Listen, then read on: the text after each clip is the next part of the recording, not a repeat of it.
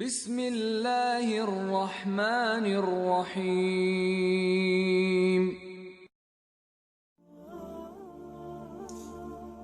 السلام علیکم. وسیع کائنات. وسیع کائنات کشفیاتی از همه با شکوه علم حاضر زمان به حساب می رود.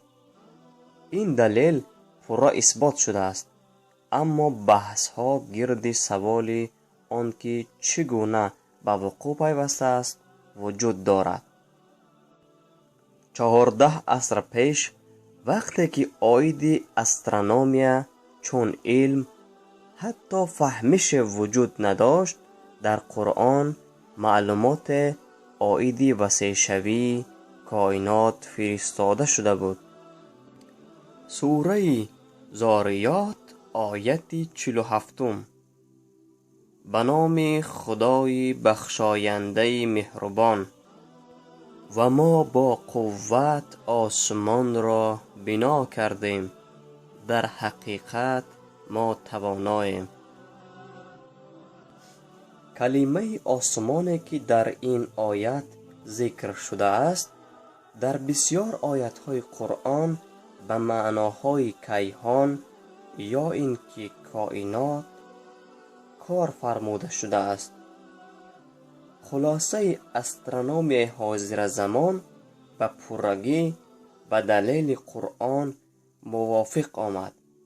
اولین فرضیه های نظریوی عاید وسیع شوی کائنات در عصر 20 از طرف فیزیک روس الکساندر فریدمن و استرونوم بلژیکی گیورگ لمایتر در اساس به حسابگیری پیشنهاد کرده شده بود. استرونوم امریکایی ادوین هابل با تلسکوپ پرزور به آسمان نظر کرده حادثه عجایب را آشکار کرد. ستاره ها و کائنات از همدیگر پی در پی دور می شوند. خلاصه یگانه که در اساس مشاهده ها کرده می شد آن بود که کائنات همیشه در حال وسیع شوی است. این دلیل علمی که تمام حرکت ترقیات علم را تغییر داد 14 عصر پیش در قرآن خبر داده شده بود.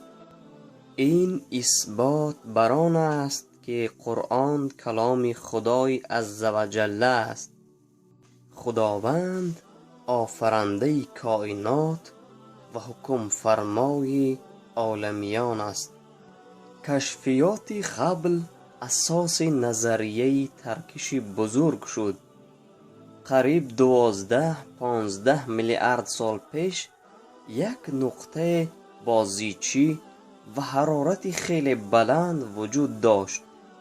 چیز به ترکش این نقطه آورد، در نتیجه کائنات به وجود آمد.